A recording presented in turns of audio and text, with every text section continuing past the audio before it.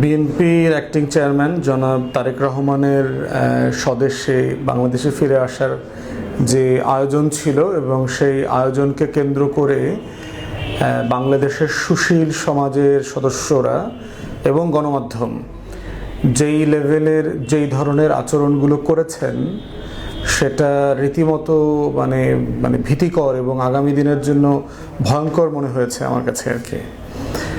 একটা প্রশ্ন হচ্ছে যে এটা অ্যাপারেন্টলি কিন্তু খুব এনজয়েবল। বিএনপি নেতাকর্মীরা সাডেনলি দেখলে মনে হবে যে পুরো স্টেট লেভেলের অনার, রেসপেক্ট, কাভারেজ এবং ওয়েলকাম রিসিভ করা হয়েছে, কিন্তু এই যারা দিয়েছে তাদের ব্যাকগ্রাউন্ড, তাদের চরিত্র ভুলে গেলে কিন্তু আবার জাতীয়তাবাদী রাজনীতি, বাংলাদেশপন্থী রাজনীতি কিন্তু বিপদে পড়বে।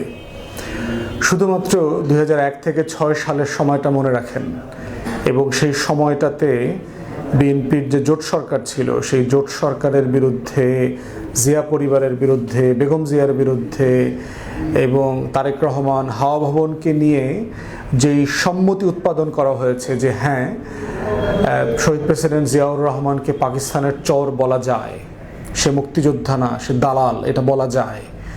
জিয়াউর রহমানের কবরস্থানকে ভেঙে ফেলার পরিকল্পনা করা যায়, আলাপ করা যায়, সরায় ফেলার পরিকল্পনা করা যায়।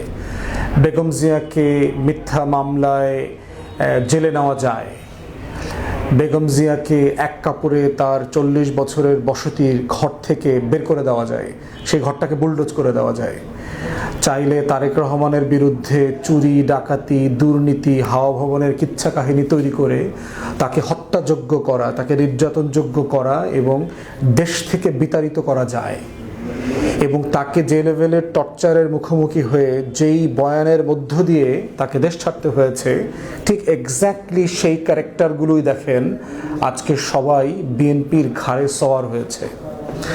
তাহলে দেখেন গত 17-18 বছর ধরে যারা বাকশালকে সাপোর্ট করেছে, যারা আওয়ামী ফ্যাসিবাদকে মশলা দিয়ে বড় করেছে, পানি দিয়ে, তাকে নিড়ানি দিয়ে তাকে বটবৃক্ষ বানিয়েছে, যে আওয়ামী ফ্যাসিবাদকে দিয়ে বাংলাদেশে দিল্লির কলোনি তৈরি করেছে, ভ্যাসেল স্টেট তৈরি করেছে বাংলাদেশকে, দিল্লির এবং কলকাতার যে কালচারাল ফ্যাসিবাদ তৈরি করেছে এখানে, ঠিক একই ক্যারেক্টার, একই সংগঠন, একই ফোর্স, একই ব্যক্তি, একই যেই গ্যাং, দিল্লি গ্যাং অথবা কলকাতা গ্যাং অথবা বাংলাদেশের সকল বাংলাদেশ বিরোধী সুশীল, বাংলাদেশের মোটা দাগের সুশীল সমাজ কিন্তু বাংলাদেশ বিরোধী সুশীল। তারা বাংলাদেশের মাটি, মানুষ, এদেশের আজাদির শত শত বছরকে অন করে না, এই লড়াইকে তারা ধারণ করে না। তাদের নিজস্ব বিদেশি চিন্তা আছে। তারা মস্কোকে এখানে চাপিয়ে দিতে চেয়েছে, তারা পিকিংকে চাপিয়ে দিতে চেয়েছে, তারা কলকাতা, দিল্লির কালচারাল ফ্যাসিবাদ চাপিয়ে দিতে চেয়েছে, কিন্তু এদেশের অধিকাংশ মানুষের লড়াই, শত শত বছরের আজাদির সংগ্রামকে তারা ওন করে না, এটাকে তারা ধারণ করে না। এই ধারণ করে না বলেই বারবার দিল্লির আধিপত্যবাদের বিরুদ্ধে এখানে মানুষ জেগে উঠেছে, লড়াই করেছে, গণ অভ্যুত্থান করেছে, পট পরিবর্তন করেছে, রক্ত দিয়েছে দেশের জন্য। তাহলে সেই জায়গাগুলো দেখেন, যেই গণমাধ্যম মাসের পর মাস, দিনের পর দিন বেগম জিয়ার কার্টুন আঁকতো, আপনার এরকম মোটা, মুখটাকে এরকম মোটা করে, ঠোঁটটা বাঁকা করে যে বিশ্রী ধরনের কার্টুন আঁকতো, সেই যে গণমাধ্যম তারেক রহমানকে দুর্নীতির বরপুত্র বানিয়েছে, যেই গণমাধ্যম বাংলাদেশকে বেগম জিয়ার সময় অথবা বিএনপির সময় দুর্নীতিতে চ্যাম্পিয়ন হয়েছে, এই গল্প বয়ান তৈরি করেছে, সেই গণমাধ্যমের কাভারেজে দেখলাম মনে হচ্ছে এরা বরাবরই সব বিএনপির পক্ষে ছিল, এরা বরাবরই তারেক রহমানকে ভালোবাসতো, এরা বরাবরই জাতীয়তাবাদী বাংলাদেশপন্থী মানুষ ছিল। অতএব সেই সুশীলদের বক্তব্যগুলো 2001 থেকে 6 অথবা গত 17 বছরে হত্যাযোগ্য মানুষটাকে তারা আবার তার ঘাড়ে সওয়ার করা, এটা কিন্তু একটা ভয়ঙ্কর ব্যাপার।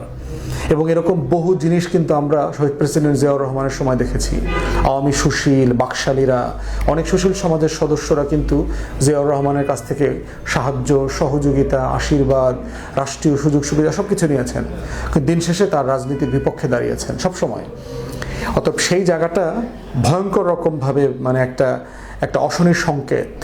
এবং যারা বিএনপি নেতৃস্থানীয় ব্যক্তি আছেন, বিশেষ করে বিএনপির ভিতরে জিয়া পরিবার এবং তারেক রহমান, আপনাকে খুব সিরিয়াসলি মাথায় নিতে হবে এই যে কৃত্রিম ভালোবাসা, মহব্বত, যারা আপনার আজন্ম শত্রু, যারা বাংলাদেশের শহীদ জিয়া, দিল্লির আধিপত্যবাদ বিরোধী রাজনীতির যে শত্রু, সেই মানুষগুলো কেন সাডেনলি আপনার বন্ধু হিসাবে আপনার সামনে এসছে?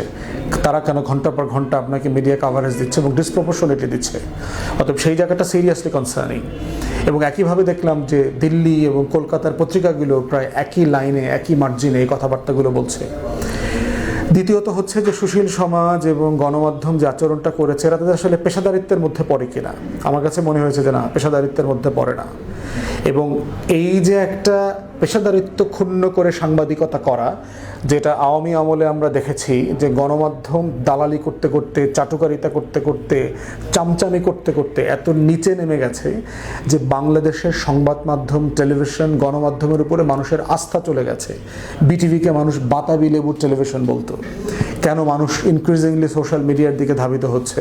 কারণ মানুষ এই জিনিসগুলো দেখতে পছন্দ করে না, তারা এগুলোর জন্য প্রস্তুত না। এই দালালি, চামচামি, যেভাবে আমরা দেখেছি না, বিটিভির সাংবাদিকরাও স্বায়ত্তশাসন বিরোধী মিছিল মিটিং করতেছে। তারা স্বায়ত্তশাসন চায় না।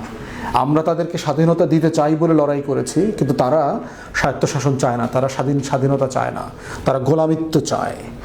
তো সেই বাস্তবতায় এই যে সাংবাদিক গোষ্ঠী এবং গণমাধ্যমের নেতা মালিকরা, নোয়াবের অমুক তমুক গান গাওয়া লোকরা হাসিনাকে যে সার্ভিস দিয়েছে, সাডেনলি পুরো 360 ডিগ্রি ঘুরে গিয়ে এখন তারেক রহমান এবং বিএনপিকে সে সেবা দেওয়া শুরু করছে। এর মাধ্যমে কিন্তু গণতন্ত্র এবং গণমাধ্যম দুটাই কিন্তু হুমকির মুখোমুখি পড়বে। এবং এটার মধ্য দিয়ে যেটা হবে, আবার একটা নতুন ফ্যাসিবাদ কায়েমের সম্ভাবনা তৈরি হবে। এত বেশি চাটুকারতার কারণে যেটা হচ্ছে, বিএনপিকে এবং তারেক রহমানকে জনবিচ্ছিন্ন করে ফেলবে। কারণ তারা এমন কিছু খবর সারাদিন তাকে ফিট করবে যেটা জনবিচ্ছিন্ন, যেটা জনগণের মনের কথা না। অতএব সেই জায়গাতেও বিএনপির পলিসি মেকার এবং তারেক রহমান আপনাকে পার্টিকুলারলি সতর্ক থাকতে হবে যে এইটা কোনোভাবে কাম্য না।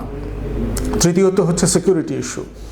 সার্টেনলি আমরা বরাবরই বলেছি যে তারেক রহমানের নিরাপত্তার ঝুঁকিটা প্রচণ্ড রকম আছে এবং এটা কোনোভাবে হেলা করার সুযোগ নাই। সিরিয়াসলি নিতে হবে, রাষ্ট্রকে দায়িত্ব নিতে হবে।